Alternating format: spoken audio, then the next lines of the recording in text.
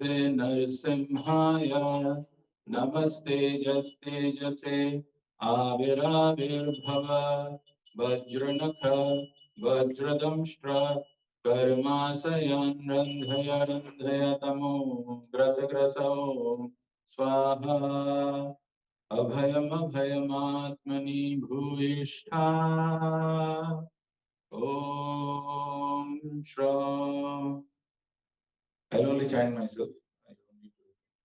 Om Namo Bhagavate Narasimhaya Namaste Jastejase Aviravirbhava Vajranakha Vajradamshtra Karmasayan Randhaya Randhaya Tamo Grasa Grasa Swaha Abhayam Abhayamatmani Bhuyishta Om Shram Om Namo Bhagavate Narasimhaya Namaste Jastejase Aviravirbhava Vajranakha Vajradamshtra Karmasayan Randhaya Randhaya Tamo Grasa Grasa Swaha Abhayam Abhayamatmani Bhuyishta Om Shram. Let's see the meaning. Om, O Lord. Om. You can repeat. Om, O Lord. Namaha. My respectful obeisances. Bhagavate.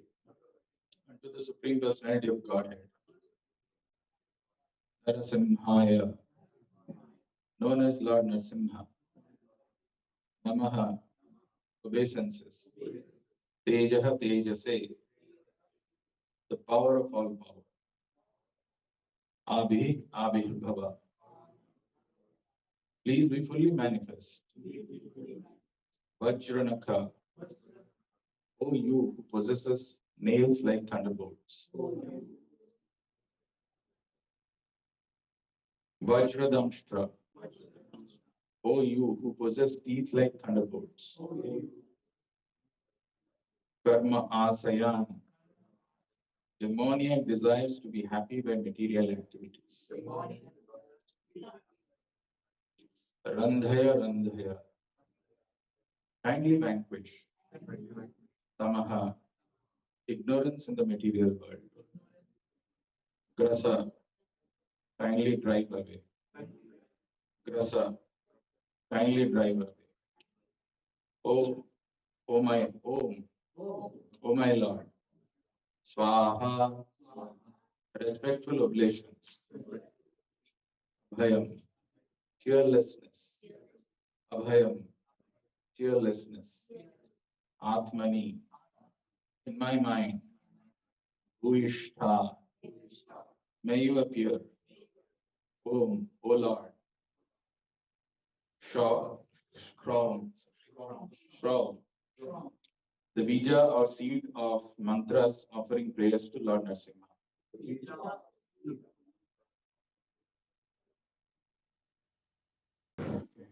The translation and purport by His Divine Grace A.C. Bhaktivedanta Swami Srila Prabhupada.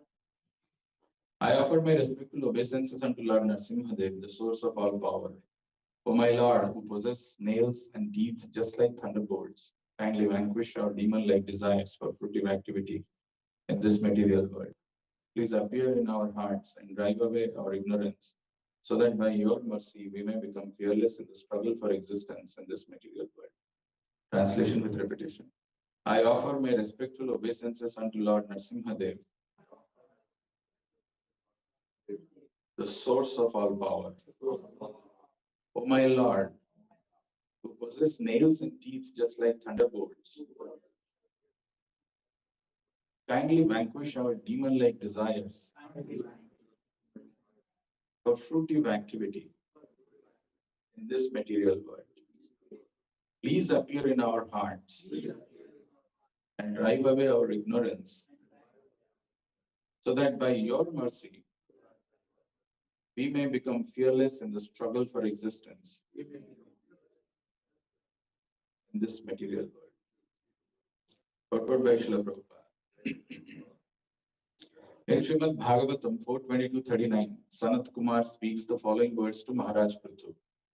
Yatpada pankaj palasa vilasa bhaktya karmasayam gratitam utgrathayanti santaha tadvan narikta matayo yatayo piruddha shroto ganastam aranam bhajavasudeva. Devotees always engaged in the service of the toes of the Lord's lotus feet can very easily become free from hard-knotted desires for fruitive activities. Because this is very difficult, the non-devotees, the jnanis and yogis cannot stop the waves of sense gratification, although they try to do so. Therefore, you are advised to engage in the devotional service of Krishna, the son of Vasudeva. Every living being within this material world has a strong desire to enjoy matter to his fullest satisfaction. For this purpose, the conditioned soul must accept one body after another, and thus his strongly fixed fruitive desires continue. One cannot stop the repetition of birth and death without being completely desireless. Therefore, Srila Rupa Goswami describes pure bhakti as follows. Anyabhilasita sunyam jnana karmadi anapratam anukulyena krishnanu silanam bhakti ruttam. One should render transcendental loving service to the Supreme Lord Krishna favorably and without desire for material profit or gain through fruitive activities or philosophical speculation. That is called pure devotional service. Unless one is completely freed from all material desires, which are caused by the dense darkness of ignorance, one cannot fully engage in the devotional service of the Lord. Therefore, we should always offer our prayers to Lord Narasimhadev, who killed Hiranyakashipu, the personification of material desire. Hiranya means gold, and Kashipu means a soft cushion or bed. Materialistic persons always desire to make the body comfortable, and for this, they require huge amounts of gold. Thus, Hiranyakashipu was the perfect representative of materialistic lives. He was therefore the cause of great disturbance to the topmost devotee Prahlad Maharaj, until Lord Narasimhadev killed him. Any devotee aspiring to be free of material desires should offer his respectful prayers to Narasimhadev, as Prahlad Maharaj did in this verse. Narasimhadev Bhagwan ki presents the wonderful transcendental Bhaktivedanta purport.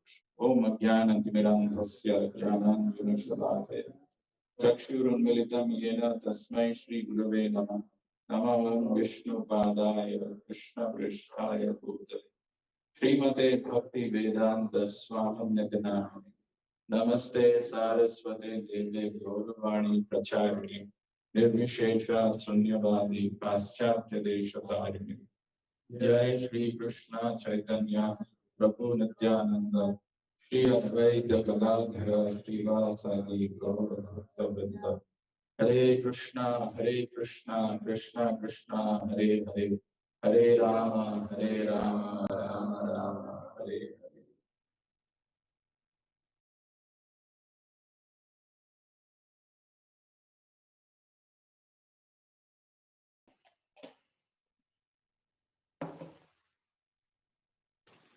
There is one disciple of Srila Prabhupada who observes this one thing very uniquely about Prabhupada. Whenever Prabhupada drinks his water, it never falls. And that one thing inspired him so much that he became a devotee. But I have seen oftentimes it falls. Interesting verse, very auspicious day, appearance of Lord Narasimhadev. Welcome to this class on Narasimhadev's appearance. And a very, very, very, very powerful verse. I think just amazing verse. The verse itself, as I said, has a particular meter and the feeling. And the moment we chant that verse, it is creating that emotions. It is evoking certain emotions which cannot be, even if you don't understand the meaning, it kind of gives you some kind of very powerful shelter or protection, because it is telling Abhayam Abhayamatmani Bhuvishta. Abhayam, we're all looking for fearlessness. And this verse promises how you can become fearless in this struggle for material existence. Wonderful verse. Let's see what this verse is and what we can learn from this verse. So the translation of this verse is, I offer my respectful obeisances unto Lord Narasimhadev, the source of all power. So the first thing that we should pay attention, actually this verse is very, very important, as I said, and the purport is equally important. Often on a day like Narasimha Jayanti or any other appearance day of Lord, we come before the deity, but we often don't know what we should ask for. Or we ask for the wrong things. We ask material prosperity, we ask for longevity of our near and dear ones, including ourselves, protection from some diseases and things like that. Here is a prayer offered by Prahlad Maharaj, a pure devotee of the Lord, to Narasimhadev. And we need to know what is he praying for. So the first thing that Narasimhadev, that Prahlad Maharaj is mentioning in this verse, I offer my respectful obeisances unto Lord Narasimhadev, the source of all power. You may have belief, you may have conviction on so many different powerful things in your life that this is going to protect me in my times of crisis. But one sometimes forgets, or often forgets, or mostly forgets, that the source of all power is Lord Narasimha, the Lord himself. Where does this power come from? Who gives us this power? Whatever that little tiny power we have, that power also comes from the Lord.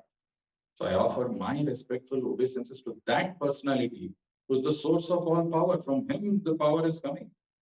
And then Prahlad Maharaj goes on to speak. Actually, it is very interesting to know how this in 5th canto Prahlad Maharaj is speaking, because we all know that in 7th canto, the elaborate description of Narasimhadev's pastime is there.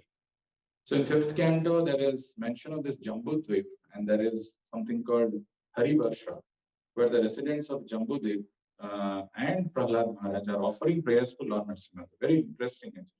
The whole series of verses which are spoken in that canto is very, very powerful, very inspiring, and very nice to know. And we are taking the cream of that, one of the best verses. And then Prahlad Maharaj is telling, "Oh my Lord, who possesses nails and teeth just like thunderbolts, Vajranaka, Vajradamshtra." So, okay, he's describing the Lord who's the source of all power, and who's just giving an indication of how his power can be seen, that he has got nails and teeth just like thunderbolts. The first thing Prahlad Maharaj is asking, kindly vanquish our demon-like desires for fruitive activity in this material world. Kindly vanquish our demon-like desires for fruitive activity in this material world. Now, why fruitive activity is considered to be demon-like? Let's understand this a little bit. What is fruitive activity, and what happens when somebody has got this fruitive activity, and why Prahlad Maharaj is asking that please vanquish this demon-like desires. Actually, the word demon-like is not there. Demon-like desires for fruitive activity in this material. Most of us in this material world, we have unanimously this one goal, that we want to become happy in life. We don't want distresses, and we want to stay happy. Atyantikam sukha nivriti. We want to have as much happiness as possible, and we want to stay away from miseries and difficulties. So for these two purposes, what people do is they work hard, they earn money, and they make plans by which they can stay together and can experience that happiness. So when they're working hard, they have this goal or objective in mind. If I work hard, the result of that work that I'm getting, that will give me happiness. That is meant for my happiness. Prabhupada explains the word fruitive activity is when we ignore Krishna and we think that we are the enjoyer of the actions that we are doing. That is fruitive activity. And when we do that, what happens is, when we continue to have that desire, that is called fruitive activity, we become source of disturbance. Source of disturbance to others as well as to ourselves. How? The example is given in the life of Hiranyakashipu, who wanted to become the most powerful, who wanted to enjoy his senses unrestrictedly. But Bhagavatam says, you may not have all the facilities in this material world, you may not have all the money, but Hiranyakashipu had. He had all the money, he had all the power, he had all the followers, he had women.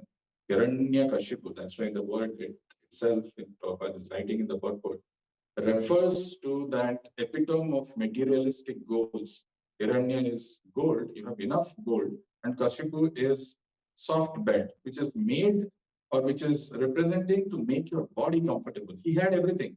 And Bhagavatam says that he was not able to control his senses, Ajitendriya. Not just that, he became a source of disturbance for this material world. That is why Prahlad Maharaj very carefully is telling that, oh Lord Narasimhadev, you are the source of. Actually, we can't get rid of this desire so easily from our heart. What is the difference between an ocean and a normal water body, like a river or a pond? What else? What else?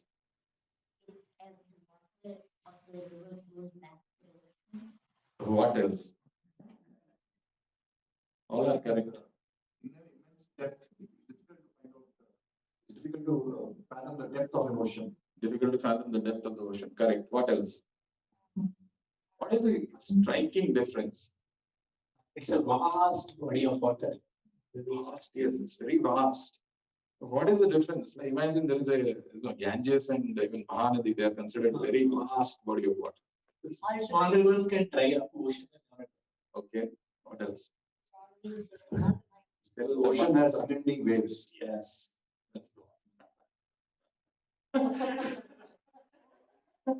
You hardly find an ocean which doesn't have waves. Have you seen an ocean? Maybe there could be somewhere, but irrespective of where you go, I mean, river and pond, you hardly see waves. They may be very small. Ocean are filled with waves. Similarly, our heart is like that ocean where these waves, like desires, keep coming. It's not easy. Even if somebody becomes devotee, the desires to enjoy doesn't go away. It continues to come. Somewhere or other, very subtle, those waves are there. That is why, and alone on our own to overcome those desires is not easy. That is why a devotee like Prahlad Maharaj is telling, oh my Lord, who possesses nails and teeth just like thunderbolts, kindly vanquish our demon-like desires for fruitive activity in this material world. I'll talk about the fruitive activity in another way. I just spoke about what is fruitive activity and how somebody who's engaging in fruitive activity becomes a source of disturbance for himself as well as for the society. Then what Prahlad Maharaj is telling, please appear in our hearts. Actually, the Lord is there. It's not that the Lord is not there, but the reason why he's asking, please appear in our hearts is, we know the verse from Chaitanya Charitamrita which says, Krishna, Surya, Sama. Maya.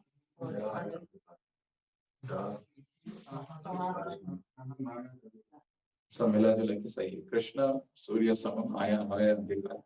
Jahan Krishna, nahi tara Maya Radha. If Krishna appears in our heart, Krishna is like that sun. If he appears, there is no question of existence of darkness. Darkness is representing all these materialistic desires or the desires to enjoy this material world. If Krishna appears, it's over.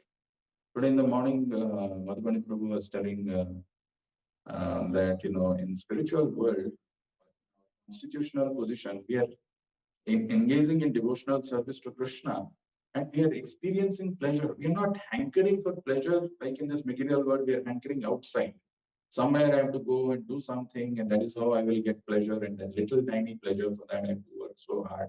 These are all actually not present in spiritual world. Our constitutional position is we are spirit soul, part and parcel of the Lord. Mamevamsa Jiva Loke Jiva Bhuta Sanatana. And the Sanatana Jiva, who's eternal, who's there in that spiritual world, when he engages in devotional service to the Lord, in reciprocation, the Lord only gives him pleasure, bliss. And that bliss also, if it becomes an obstruction in his rendering service, he doesn't want to take that. He wants to give it. Because the Lord is giving that pleasure to the devotee, and the devotee's goal is also to give pleasure to the Lord. And there is a competition, there is a transcendental competition. So that is the way we can be completely satisfied. There is no other way. Like we have seen in the case of this biggest materialist, the original terrorist, Hiranyakashipu, who terrorized the whole universe, but with all his power and might, and he was trying to vanquish, he was trying to stop all the spiritual activities, how he was killed and how he was finished and how he was not satisfied despite having everything. So that's why the second thing that Prahlad Maharaj is telling is, please appear in our hearts and drive away our ignorance so that by your mercy, we may become fearless in the struggle of existence in this material world. Let me ask you this question. Where does this fear come from? Gyanji, कहाँ से डर आता है?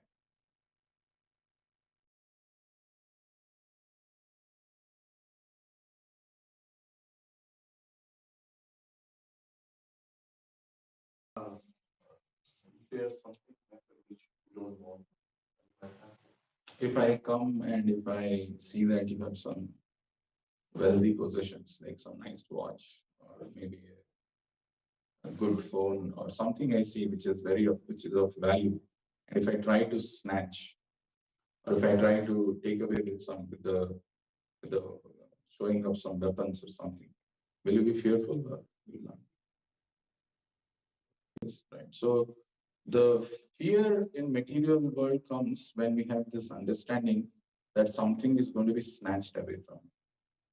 Imagine you have some possessions, you have planned something in life, and somebody comes and disrupts that plan.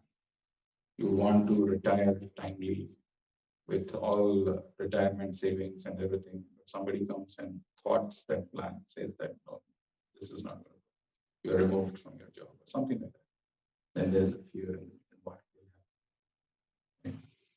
Very interestingly, if we see the definition of bhakti which is given, there are two famous definitions. One is given here in the purport. Prabhupada talks about that. But the other one is Sarvopadhi Vinirmuktam Tat Paratvena Nirmala.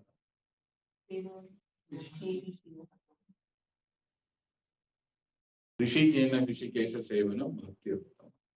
Sarvopadhi Vinirmuktam. Actually, we all have different designations. Like I'm so and so, I'm a scientist working for a bio company and all.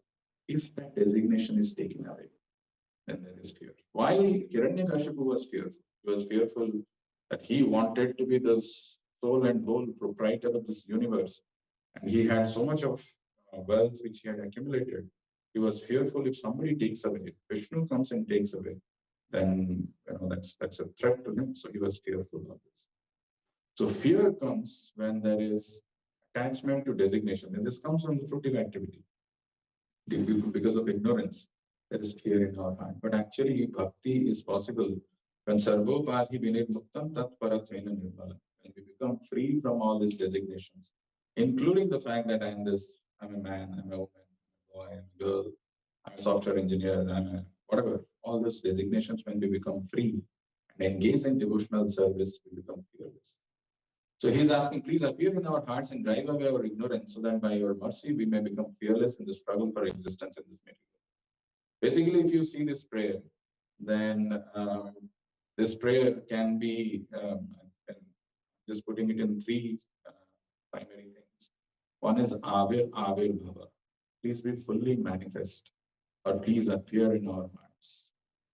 Very heartfelt prayers. Actually, we should remember this prayer, remember this mood of Prahlad Maharaj, and offer the same prayer to the Lord when we are standing before the deity, or on days like the special days when we are observing a festival. It's important to ask the right thing. Please be fully manifest, or please appear in our hearts. The same thing. When somebody may say, please appear in our hearts, means, is the Lord not present? That's why you're asking, please appear in our hearts. So that is why please be fully manifest. The Lord is there, but he's not manifested fully, because it is covered with all our demoniac tendencies, those materialistic desires. It has covered it. Please be fully manifest. Then karma sayan randhaya randhaya. Vanquish our demon-like desires for fruitive activity in this material. We spoke about this fruitive activity and how they are the cause of disturbance, and how, because of that, the fear comes.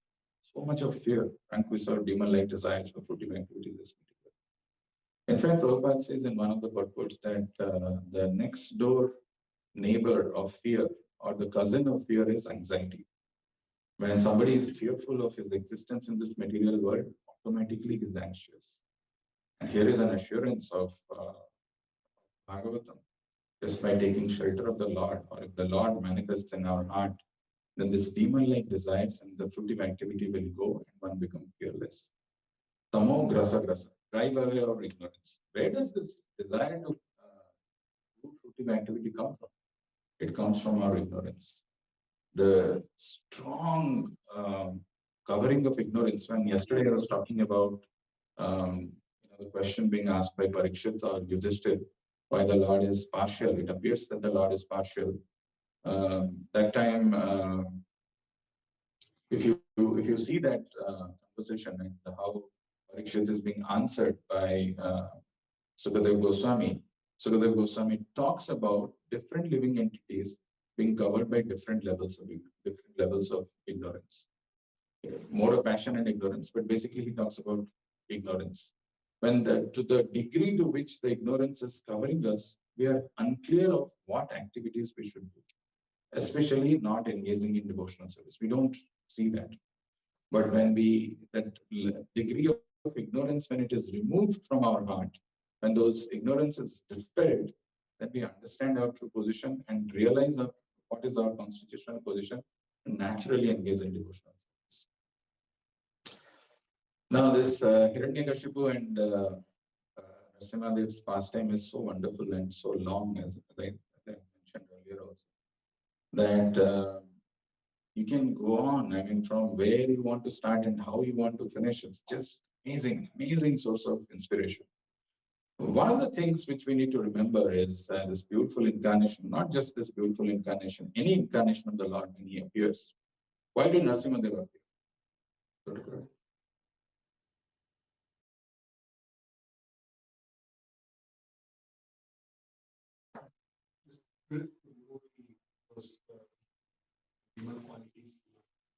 He came because of that. Why did Narasimhadev appear? You can use the mic. Wanted the Supreme to appear and prove that like he's existing. Gyanji, why did he appear? He appeared to protect the Prahlad, also to in my terms, like when was asking whether the God is here, he said he's everywhere. To prove that he is there, he appeared, and also to protect Prahlad. Okay. Often, why did he appear? Take the mic. Narasimhadev, no? Why did he appear? He appeared to protect devotees.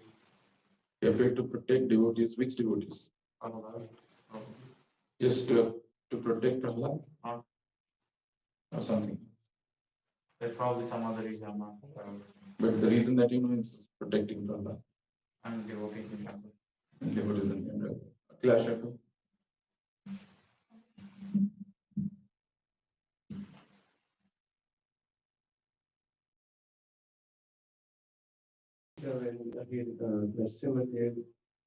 Can you tell any verse which is there in Bhagavad Gita which talks about the Lord's descent to this material world?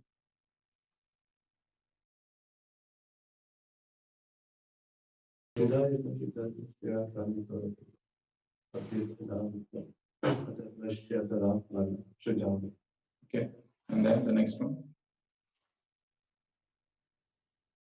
Anybody?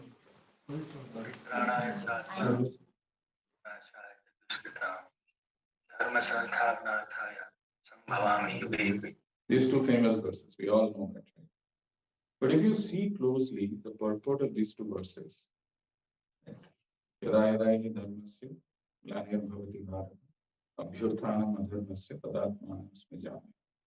one thing which Prabhupada talks about, which is a very interesting thing in the purport, that the whole purpose of the mission of incarnations is to arouse Krishna consciousness everywhere.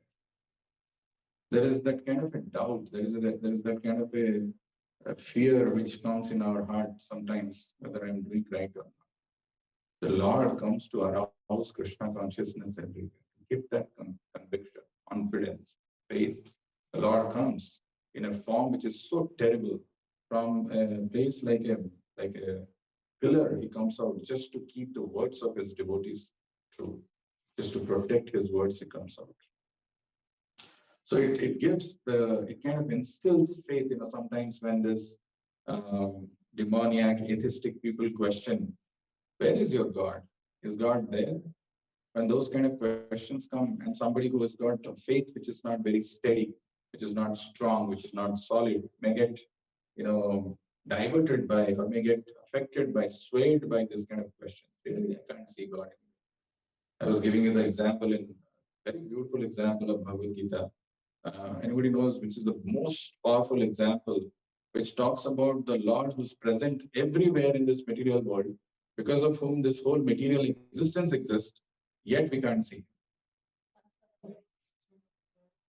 What is it?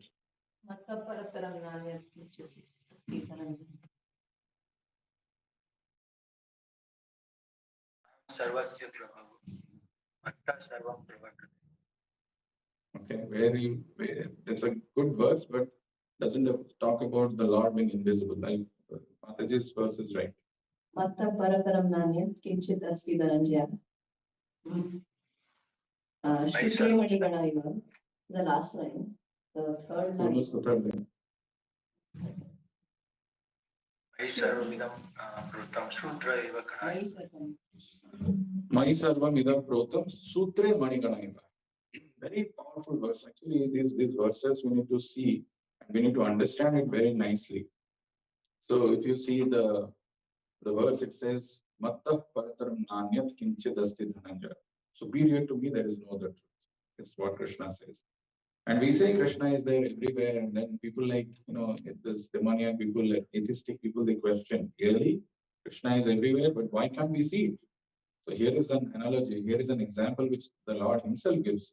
Mai protam idam sarvam sutre manigana. What is the beauty of a necklace? What is it that makes the necklace attractive?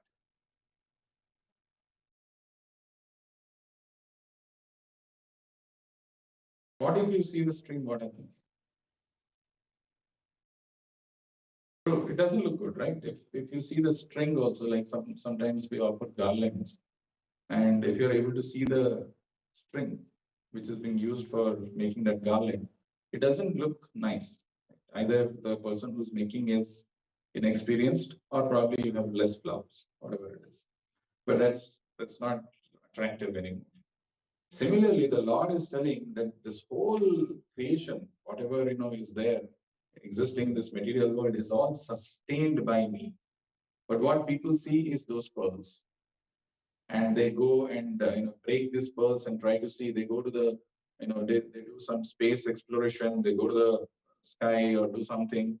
They go underneath and try to go do some digging and go under the earth and try to find out. But actually, they are breaking the pearls. There is no Krishna, and they conclude that there is no Lord. But whereas, like that verse which you were telling, if a devotee of the Lord who has firm faith, he knows exactly, who has conviction on the words of the Supreme Lord and sees, and he can see that in every atom, everywhere the Lord is present, that conviction, as Prahlad Maharaj had, he could see the Lord inside the pillar, and the Lord manifested. If we have that, if Prahlad Maharaj would have been here and would have said that the Lord is present in this table, the Lord is present. And if somebody disbelieves and says, okay, if the Lord is present, let me see, then the Lord will come out. But the thing is, what will happen to us, we don't know whether we are falling in the category of Hiranyakashipu or in the category of Prahlad. We lack that faith, we lack that conviction, and the Lord comes, incarnates. The whole purpose of the mission of incarnation is to arouse Krishna consciousness everywhere, to give that confidence, to give that conviction. Don't struggle here, don't get rotten here. Come back to me, to give that confidence. I told this story also once. There is one boy by name Swetaketu. It is mentioned in Chandogya Upanishad. So this Swetaketu, earlier days they used to go to Gurukul and they used to learn. So after finishing his education, this Swetaketu came back to his father, swelled up that I have learned all this material education. I have become very puffed up, like learned everything. And he comes to his father, and his father asks a simple question: can you tell me if there is anything in this material world or in this whole creation without which the creation will not exist? Swetaketu thought to himself for a while, but at least he was humble enough to accept that he doesn't know the answer. So who's Swetaketu? Distracted. Shvetaketa, then his father asked, okay, can you do one thing? Can you get a glass of water and salt? So Shvetaketa goes and gets some glass of water and salt. And then his father says, now you mix this salt with this water. Right. So when he mixed the salt with the water, now the father asked, can you give me the salt? What did he say? He could not give. So then his father told him, now drink, take a sip of water from one side of the glass. And Shvetaketa takes a sip of water from one side, one corner of the glass. Then he asks him to take a sip of water in another side. And whenever he was testing, his father was asking, how does it taste? Salty. Can you see the salt? No. Then he asked him, you go and throw the water outside. He went and threw the water outside, and the next day when they came there, they saw that the water has evaporated, but the salt was there. This is what is the position of the Lord. The Lord is present everywhere. In every single atom, the Lord is there. We can't see him. But if one has that firm conviction, like Prahlad Maharaj had, then the Lord manifests. Interestingly, if you see this pastime of Hiranyakashipu, and there are a few more things that we will cover. Hiranyakashipu's brother's name was Yanji.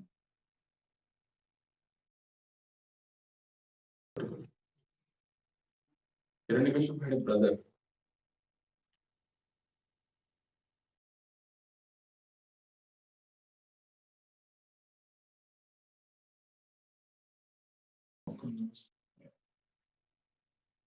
Hiranyaksha. Yeah. So Hiranyaksha was killed by Varaha or Vishnu. So when Vishnu killed Hiranyaksha, because Hiranyaksha was also creating a lot of disturbance in the material world, including going to the extent of drowning Bhumi Devi in the ocean, in the nether regions of ocean, and it was very painful. So Bhumi Devi, being a devotee of the Lord, the pain of Bhumi Devi was not seen, or it was very difficult to bear for the Lord. And he comes and annihilates this what is his name? Hiranyaksha. But when Hiranyaksha was killed or slain, very interestingly, what was the reaction of Hiranyakashipu? Did he realize that, no, I should not do this kind of disturbances, because if I create this kind of disturbances, I'll have the same fate as that of Hiranyaksha, and better I should refrain from doing these activities? What did he do?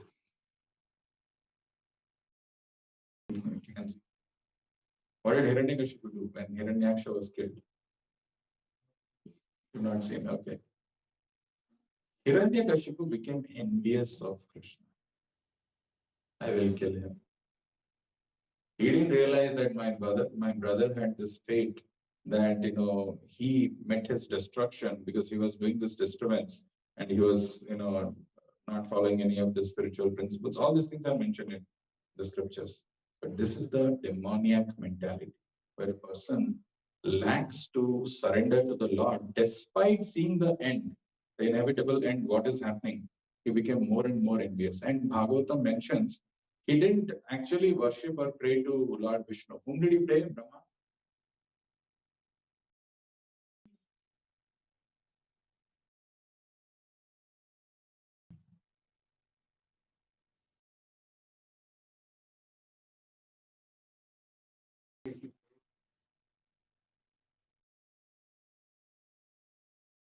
He prayed to Brahma because he was envious of Vishnu. Actually, Vishnu could have given him everything that he wanted, but he didn't want to. He wanted to kill him, so he prayed to Vishnu. He prayed to Brahma, and got something which is like an insurance, right? I will not die here. I will not die there. I will not die in sunrise and sunset, and human being, not all kinds of things. He could have, if had he been a lawyer, maybe he would have been a very good lawyer. He covered all possible scenarios, and he thought he's invincible or he's immortal. But what happened to him?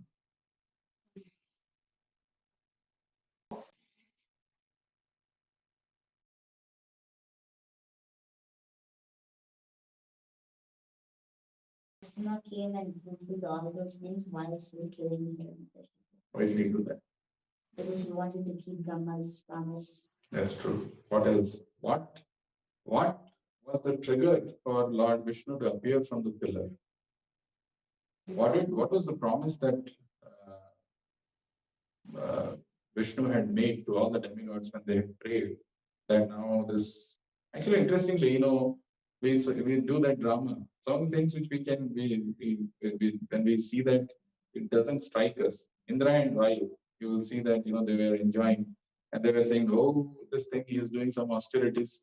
He did austerities for a very long time, and apparently Indra was very happy that Hiranyakashipu is missing in action. He's not there, right? He's not there, so he is free and he can enjoy. He can continue to enjoy. Some of these movies I've seen, little older movies in Bihar. Okay, this person is there. What is her name? Jagannath. They make bomb out of cycle wheel or some cycle chain or something. Have you heard it? In UP also they do. Ball bearings. From ball bearings, they make bomb. Yeah, yeah. Ball bearing inside, the maximum damage bursts. Yeah, so there was a time when there was this mafia which was very active in Bihar and UP. So they will buy a lot of cycles. So you may think, Pulandevi, I don't know, maybe, but they were using that for making bombs. You may be thinking everything is fine, no, cycle sales are going up. But the reason behind that is they're trying to make bombs. So like Indra and Vai, they were very happy. Hiranyakashipu nahi hai, abhi kahin to hai. But Hiranyakashipu was doing austerity to become immortal, to become more powerful, to come and create disturbance. And when he came, they were having okay, something they realized only when the heat was, there was so much of heat emanating, something was happening, they realized something is happening. They thought, what's going on? But till then, they were happy, drinking somras and they were enjoying there. So this demoniac people, their intention is never, it's always to do some damage and they'll be doing some propaganda. But I was asking some question before that. I got diverted to. What triggered Narasimhadev to appear? Because he wanted. Or the assurance which Vishnu had given. It is there in our this thing. When you insult my devotee, when Hiranyakashipu insults my devotee, then I love you. So now that I'm going here and there is a very beautiful verse which comes in Bhagavatam. I want to actually this whole series of pastime of Hiranyakashipu and Narasimhadev is very, very wonderful. You can see it from any angle and it will still appear very fresh. So there is a mention of verse in 7th canto, 8th chapter, which says Narasimhadev slays the demon. What is the title? Lord Narasimhadev slays the king of the demons. In that, the verse 3 and 4, if you see, 7.8.3 and 4. When Hiranyakashipu understood the entire situation, he was extremely angry. So much so that his body trembled. Thus he finally decided to kill his son Prahlad. Hiranyakashipu was by nature very cruel, and feeling insulted, he began hissing like a snake trampled upon by someone's foot. His son Prahlad was peaceful, mild, and gentle. His senses were under control, and he stood before Hiranyakashipu with folded hands. According to Prahlad's age and behavior, he was not to be chastised. Yet with staring, crooked eyes, Hiranyakashipu rebuked him with the following harsh words. So it is mentioned that Narasimhadev had told the moment Hiranyakashipu is going to obstruct or is going to create some disturbance for Prahlad, he will appear. And in that purport, Prabhupada talks about a very interesting verse, very worth knowing. It is from Bhagavatam 10th canto, which is quoted there. Ayuhu Shriyam Yasho Dharmam Lokan Asisa Evacha Hanti Shreyamsi Sarvani Pumso Mahat Atikramaha. So this is a very powerful instruction to remember, being quoted by Prabhupada. When one mistreats great souls, then there are certain things which are taken away. Ayuhu, his lifespan, opulence, Shriyam, religion, his reputation, Yasho, then Dharma, religion, and possessions, and good fortune are all destroyed. Lokan Asisa. Even if he has got some pious credit, some blessings, that also goes away. Hanti Shreyamsi Sarvani Pumso Mahadatikrama. When one mistreats great souls. And classic example of this is Hiranyakashipu. That's why Prabhupada is quoting this verse. Whereas if you see this, one description of Prahlad Maharaj, which is given here, is he is peaceful, mild, and gentle. Why? Because his senses were under control. This is what happens to someone who's a devotee, who has dedicated his life for rendering devotional service to the Lord. All the good qualities manifest. Whereas someone who's attached to these fruitive activities, like in the case of Hiranyakashipu, it is cruel and is feeling insulted. Actually, if you see this purport, Prabhupada mentions about one thing which is very important, that our enemies are really not there outside. We may consider you to be enemy, somebody else to be enemy, because they are obstructing in your goals, or they're trying to hinder what you want to achieve, and we consider them as our enemies. But Prabhupada is saying it is actually our uncontrolled mind which is the biggest enemy. And the uncontrolled mind manifests in the 6 enemies in our heart. Which are those 6 enemies? Kama, Krodha, Lobha, Moha, Mada, Mascharya. What we will do now, because we have another 10 minutes, I thought we will just read the translation of this entire thing. Pastime of Lord Narasimhadev slays the king of demons. This is chapter 8 of the 7th canto. Very few verses, but very interestingly, how the appearance of Narasimhadev, how he kills, how this demoniac desires, which if fructifies, can become like Hiranyakashipu, and how even though it is so strong, when the Lord appears in our heart, can destroy that. And Prabhupada mentions in the purport today also that we should pray to Narasimhadev so that the demon-like desires in our heart goes away. Let's understand this. 7.8.1, Narad Muni continued. All the sons of demons appreciated the transcendental instructions of Prahlad Maharaj and took them very seriously. They rejected the materialistic instructions given by their teachers, Sanda and Amarka. Sanda and Amarka were actually trying their level best to teach some demoniac things to Prahlad. But they were not successful. Prahlad didn't get any of those. He was not influenced, or he didn't get any of these lessons from Sanda and Amarka. Rather, he taught Krishna consciousness to those demoniac people. And interestingly, if you see, sometimes we feel that can demons or people who are having this demoniac tendencies, can they take up to Krishna consciousness? And we feel maybe not, maybe he's ready, maybe he's not. But here, Prahlad Maharaj was instructing to those demoniac people who were also instructed by Sanda and Amarka before. But yet Krishna consciousness could penetrate their hearts. So they rejected the materialistic instructions given by their teachers and Sanda and Amarka. So when Sanda and Amarka, the sons of Sukracharya, observed that all the students, the sons of the demons, were becoming advanced in Krishna consciousness because of the association of Prahlad Maharaj, they were afraid. It's not just Prahlad Maharaj not taking up to Krishna consciousness, which is even other students in the Gurukul, they were also contaminated. They are also becoming Krishna consciousness. They were very fearful. They were afraid. And they approached the king of the demons and described the situation as it was. They told it to Hiranyakashipu. And then the verse that we just read, when Hiranyakashipu understood the entire situation, he was extremely angry. So much so that his body trembled. Thus, he finally decided to kill his son Prahlad.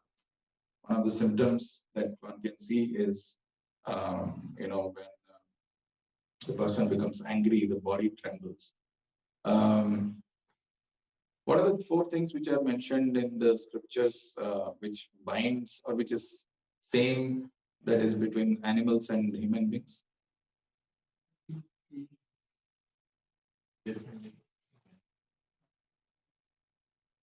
What are the Sanskrit words for that? Ahara Nidra. And what is the English translation?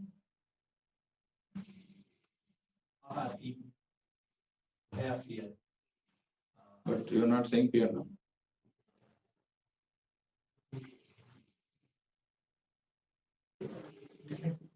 Defending. Fear is not there. Bhaya is translated by Prabhupada as defending. When does a person defend? He defends when he thinks that there is some threat to him. His material designation is taken away. Somebody is taking away, then there is a defending. Defending comes So ahara nidra bhaya maithunamcha.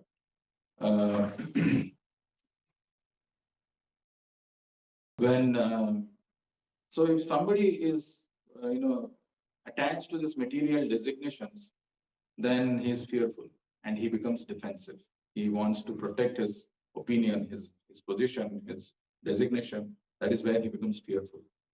That's why he becomes defensive. So here, Hiranyakashipu, when he understood that the entire Gurukul is becoming Krishna conscious, he became angry. So much so that his body trembled. Thus, he finally decided to kill his son Prahlad.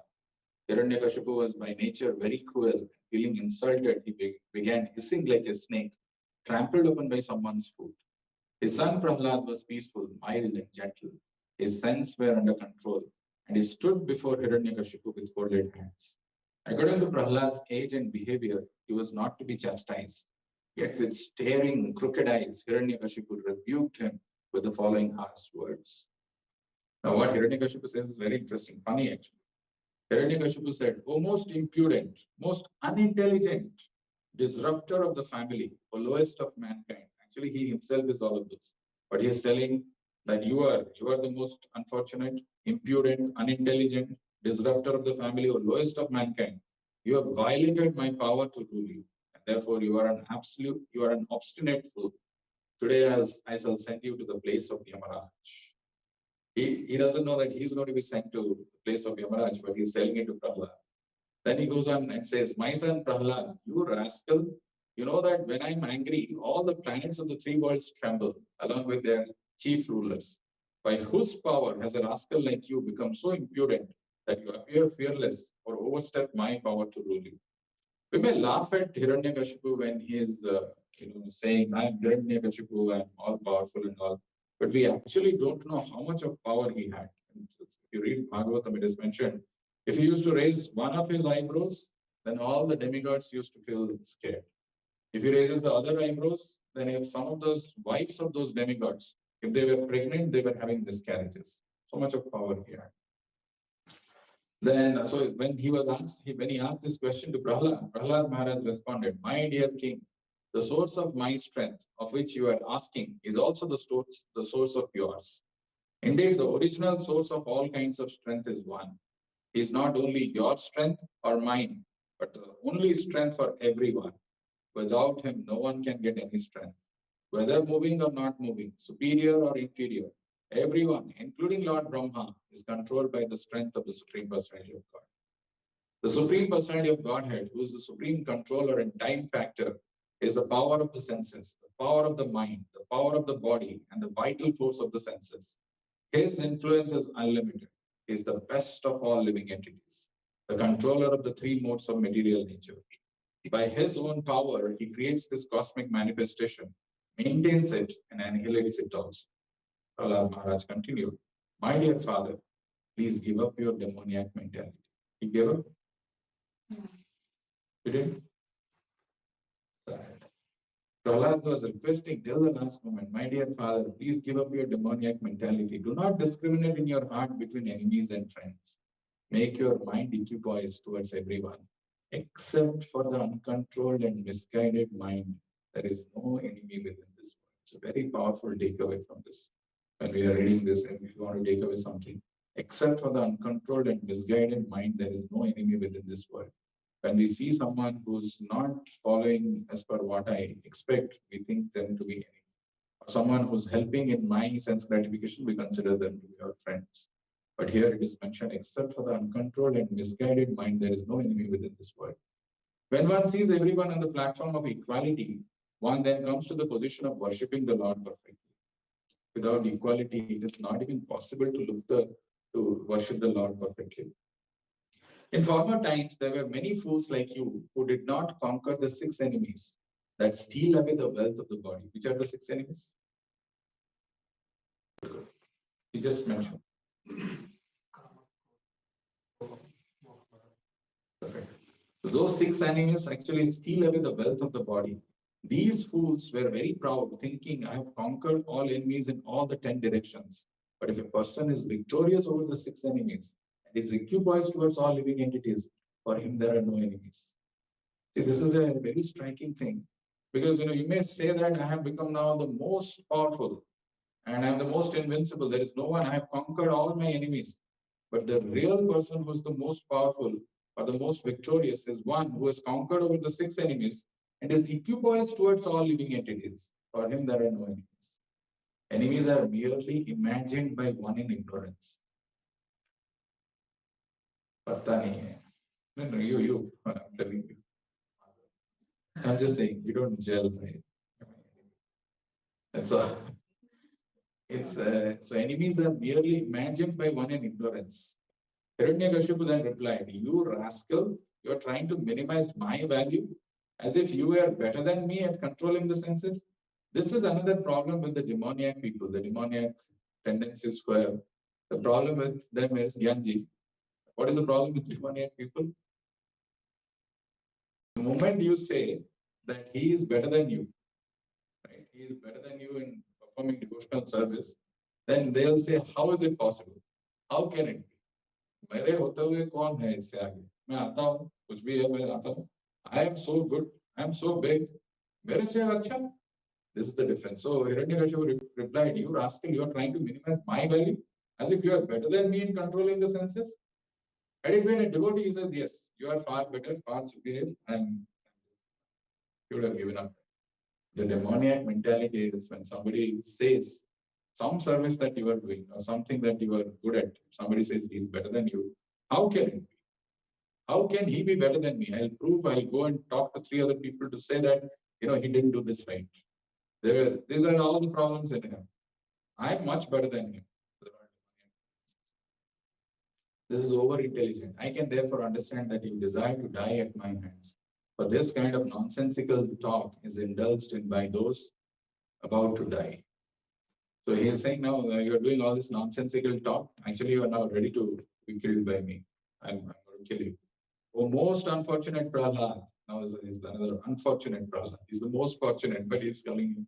Oh, most unfortunate Prahlad, you have always described a supreme being other than me, a supreme being who's above everything, who's the controller of everyone, and who's all pervading. But where is he? Is he everywhere? Is he here? Then why is he not present before me in this pillar? Because you are speaking so much nonsense, I shall now sever your head from your body. Now let me see your most worshipable God come to protect you. I want to see it. Being obsessed with anger, Hiranyakashipu, who was very great in bodily strength, thus chastised his exalted devotee son Prahlad with harsh words. Cursing him again and again, Hiranyakashipu took up his sword, got up from his royal throne, and with great anger struck his fist against the column. There is no mace actually. With the fist, he struck the collar. Then what happened? Whenever the Lord appears, it's not like, when Chaitanya Mahaprabhu appeared, what was there? What was going on? Chaitanya Mahaprabhu, he took birth. Okay, what was going on? They were chanting the holy names of the Lord. So when the chanting was going on, then the Lord appeared there. So here also, when Hiranyakashipu took up his sword and got up from his royal throne and went with great anger, struck his fist against the column, that was a huge, fearful sound first. From within the pillar came a fearful sound, which appeared to crack the covering of the universe. Imagine the sound, how fearful it must be. हम तो देखते हैं वो pillar है, टूट रहा है, टूट नहीं रहा है. We are laughing at that. It becomes comedy, but actually when that happened, it was a huge, fearful sound which appeared to crack the covering of the universe. Oh my dear Yudhishthir, because this is Narada Muni talking to Yudhishthir. This sound reached even the abodes of the demigods, like Lord Brahma. And when the demigods heard it, they thought, oh, now our planets have been destroyed. The demigods always are fearful. While showing his extraordinary prowess, Hiranyakashipu, who desired to kill his own son, heard that wonderful tumultuous sound, which had never been heard before. Upon hearing the sound, the other leaders of the demons were afraid. None of them could find the origin of that sound in that assembly. And that sound appeared not just Hiranyakashipu, nobody could find out where is it coming from. They were all very scared. To prove that the statement of his servant Prahlad Maharaj was substantial, in other words, to prove that the Supreme Lord is present everywhere, even within the pillar of an assembly hall, the Supreme Personality of Godhead Hari exhibited a wonderful form never before seen. The form was neither that of a man nor that of a lion. Thus the Lord appeared in his wonderful form in the assembly hall. While Hiranyakashipu looked all around to find the source of the sound, that wonderful form of the Lord, which could not be ascertained to be either a man or lion, emerged from the pillar. In amazement, Hiranyakashipu wondered, what is this creature that is half man and half lion? Hiranyakashipu studied the form of the Lord, trying to decide who the form of Narasimhadev standing before him was. There's a beautiful description of Narasimhadev given here, because Hiranyakashipu is not studying. Actually, what is this? Because we've never seen this. I'm half man, half lion. What is it? The Lord's form was extremely fearsome because of his angry eyes, which resembled molten gold, his shining mane, which expanded the dimensions of his fearful face, his deadly teeth, his razor-sharp tongue. His tongue is also razor-sharp, which moved about like a dwelling sword. His ears were erect and motionless. His nostrils and gaping mouth appeared like caves of a mountain. His jaws parted fearfully, and his entire body touched the sky. His neck was very short and thick, his chest broad, his waist thin, the hairs on his body as white as the rays of the moon. His arms, which resembled flanks of soldiers, spread in all directions as he killed the demons, rogues, atheists with his console, disc, club, lotus, and other natural weapons. Hiranyakashipu murmured to himself, Lord Vishnu, who possesses great mystic power, has made this plan to kill me. But what is the use of such an attempt? Who can fight with me? Thinking like this and taking up this club, Hiranyakashipu attacked the Lord like an elephant. Actually, it is compared, Hiranyakashipu is compared with an elephant. Who's Narasimhadev compared with? Lion? Yes, he is lion. He is Commission's lion. Just as a small insect falls forcefully into a fire and the insignificant creature becomes invisible, when Hiranyakashipu attacked the Lord, who was full of effulgence, Hiranyakashipu became invisible. This is not at all astonishing, for the Lord is always situated in pure goodness. Formerly, during creation, he entered the dark universe and illuminated it by his spiritual effulgence. Therefore, the great demon Hiranyakashipu, who was extremely angry, swiftly attacked Narasimhadev with his club and began to beat him. Lord Narasimhadev, however, captured the great demon along with his club, just as Garuda might capture a great snake. What happens when Garuda captures snake? Who's killed? He doesn't kill him immediately. No. He actually allows him to release a little bit. So that the snake feels that, now I've become powerful, I'm released. Just to see that pleasure, Garuda allows him, like a cat also when it's chasing the mouse, it allows the mouse to go out of the jaws of cat for a while. And then when the mouse is gone, again it goes and captures. So here, when Lord Narasimhadev gave Hiranyakashipu a chance to slip from his hand, just as Garuda sometimes plays with a snake and lets it slip from his mouth, the demigods who had lost their abodes and who were hiding behind the clouds, which they were hiding, for fear of the demon, did not consider that incident very good. Indeed, they were perturbed. They were always perturbed. They thought that now Hiranyakashipu has escaped, probably he'll kill. When Hiranyakashipu was freed from the hands of Narasimhadev, he falsely thought that the Lord was afraid of his prowess. Therefore, after taking a little rest from the fight, he took up his sword and shield, again attacked the Lord with great grace, great force. You see that picture of ISKCON where he has kept his mace away. The club is now kept. Now he is coming with the shield and the sword to fight with Narasimhadev. Making a loud, shrill sound of laughter. Actually, Narasimhadev laughs. The sound of laughter is very shrill, making a loud, shrill sound of laughter. The Supreme Personality of Godhead, Narayana, who is extremely strong and powerful, captured Hiranyakashipu, who was protecting himself with his sword and shield, leaving no gaps open. With the speed of a hawk, Hiranyakashipu moved, sometimes in the sky and sometimes on the earth. His eyes closed because of fear of Narasimhadev's laughter. Actually, the laughter was so powerful and so shrill. Hiranyakashipu was just terrified. Hiranyakashipu moved sometimes in the sky, sometimes on the earth. His eyes closed because of fear of Narasimhadev's laughter. As a snake captures a mouse or Garuda captures a very venomous snake, Lord Narasimhadev captured Hiranyakashipu, who could not be pierced even by the thunderbolt of King Indra. As Hiranyakashipu moved his lips here, there, and all around, very much afflicted and being captured, Lord Narasimhadev placed the demon on his lap, supporting him with his thighs. And in the doorway of the assembly hall, the Lord very easily tore the demon to pieces with the nails of his hand. With the nails, how much the strength the nail of the Lord will have, that he can tear apart the body of Hiranyakashipu, which cannot be even touched by the thunderbolt of Indra.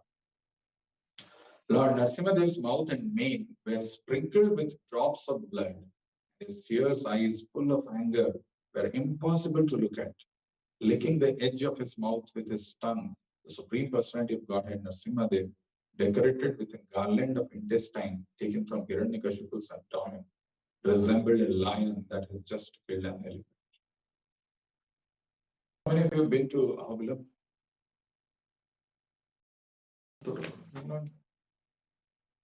Close.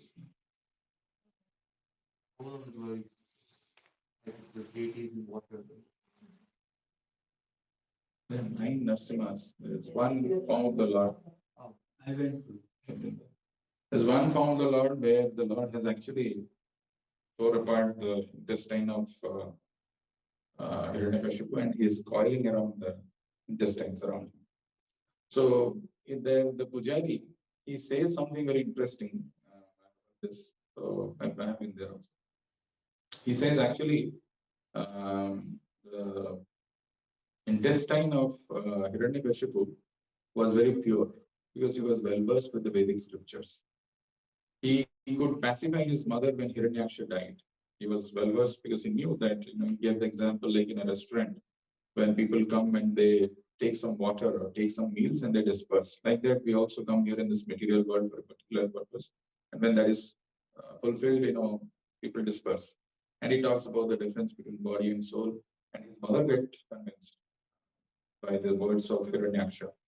Hiranyakashipu. So he was telling this, the Pujari was telling that, since his intestine was purified by chanting the Vedic mantras, or he was well versed with the Vedic scriptures, the Lord, in order to show respect to Vedic scriptures, didn't put it on the floor, on the ground, rather he coiled it around. But unfortunately, the Vedic literatures, the knowledge of these Vedic literatures are meant to purify and transform us. They're not just supposed to be read and forgotten. That is exactly the problem with Hiranyakashipu. He knew it, but he was not applying. Supreme Personality of Godhead, who had many, many arms, first uprooted Hiranyakashipu's heart and then threw him aside and turned towards the demon soldiers.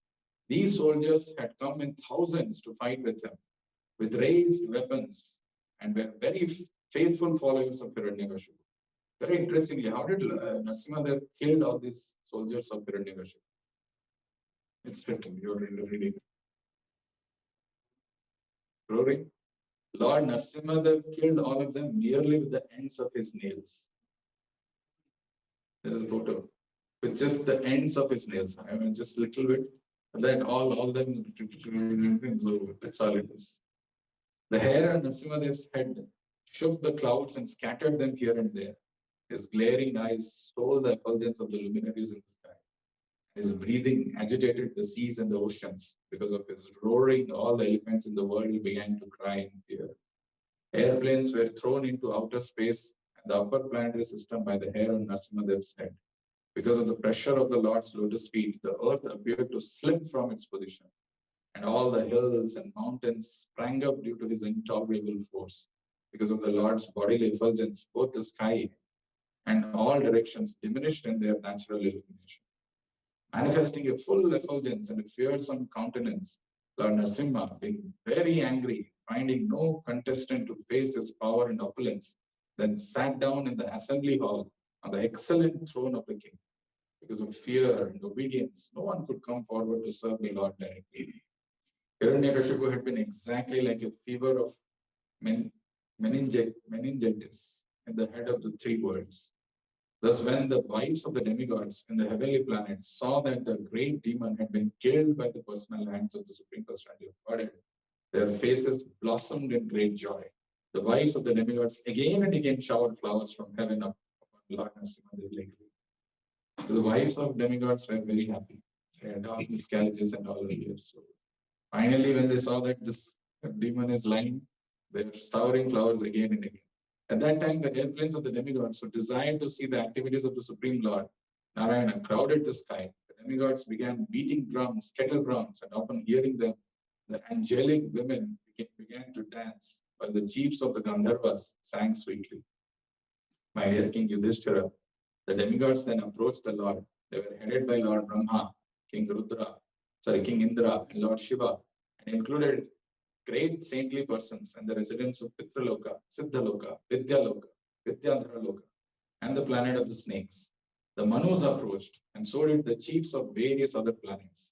The angelic dancers approached, as did the Gandharvas, the Charanas, the Yakshas, the inhabitants of Kinnaraloka, the Vetalas, the inhabitants of Kimpurushaloka, and the personal servants of Vishnu like Sunanda and Kumuda. All of them came near the Lord, who glowed with intense light. They individually offered their obeisances and prayers, their hands folded at their heads.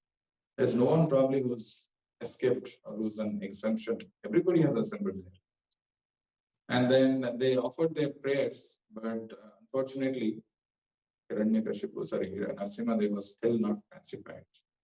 And the prayers which are wonderfully offered, and then Prahlad Maharaj comes and he offers his prayers, and Narasimhadev is pacified. There is one very interesting verse which comes in the prayers that Prahlad Maharaj, when he offers his prayers to Narasimhadev, it's in the 7th canto, 10th chapter, 7th verse.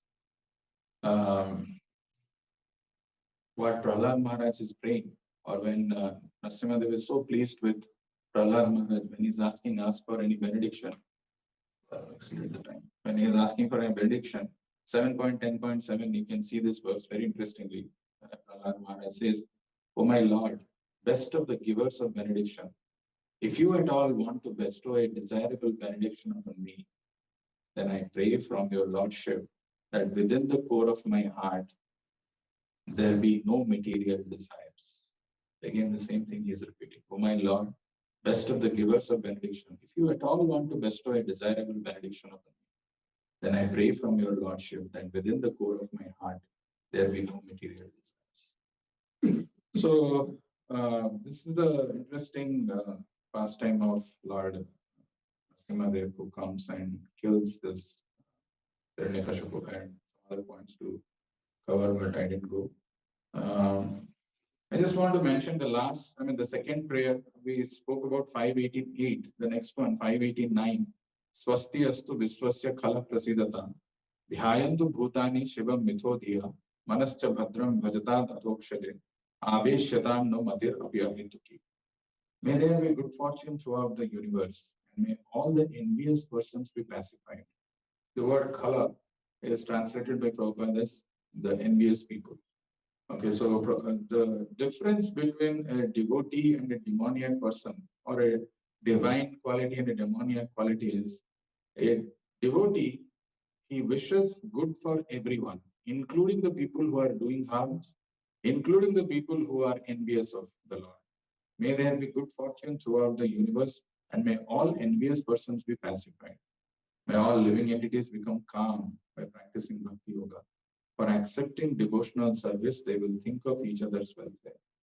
A devotee is genuinely concerned about the welfare of others. That is what keeps a devotee aside. Makes him separate from others. He doesn't want to harm or see that somebody gets into trouble because he troubled me, so let me put him in trouble.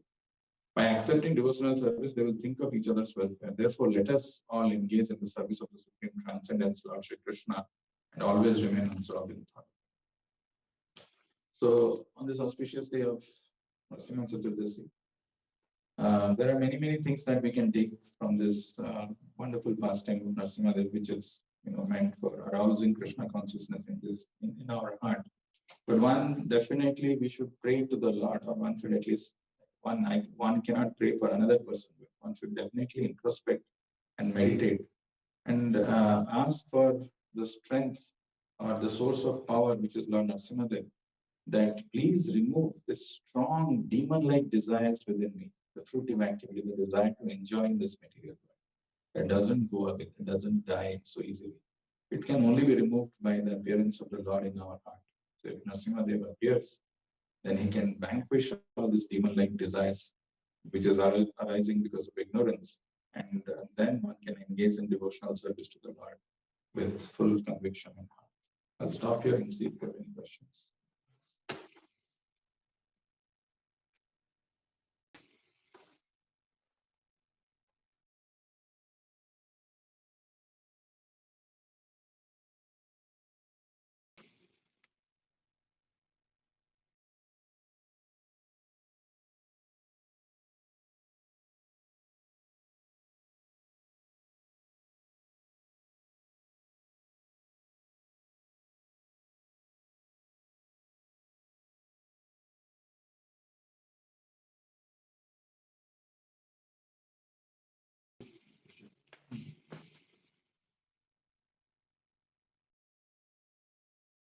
We are praying for the removal of demon-like material desires.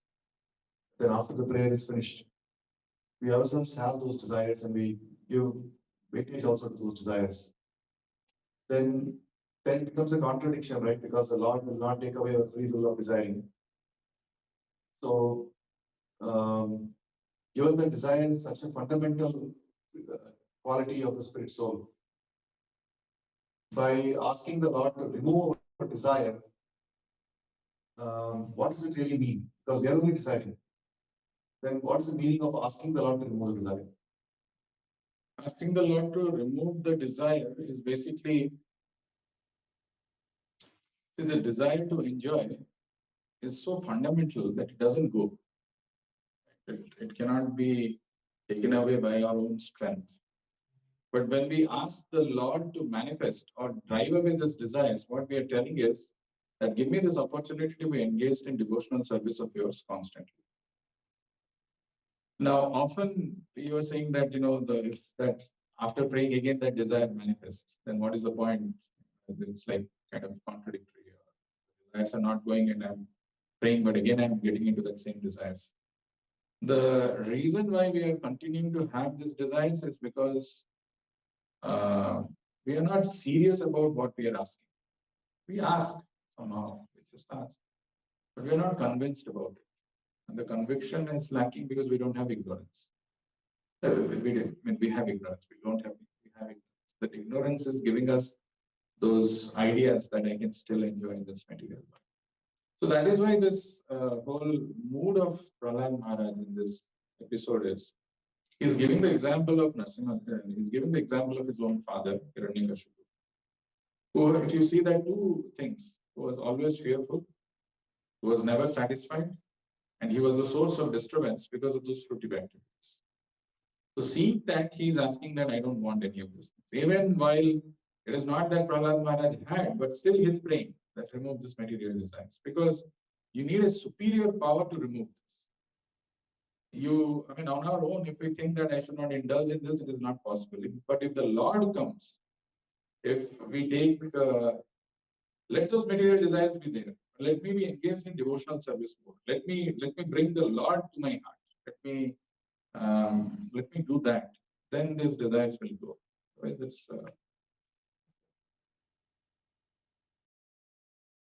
I don't know, like that.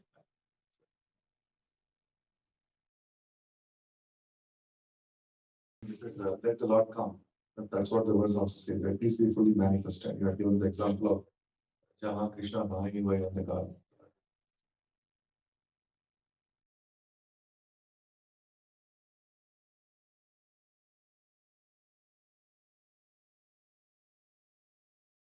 Narasimhadev Bhagavan ki, Srila Prabhupada ki, Jai Gaur Premanande.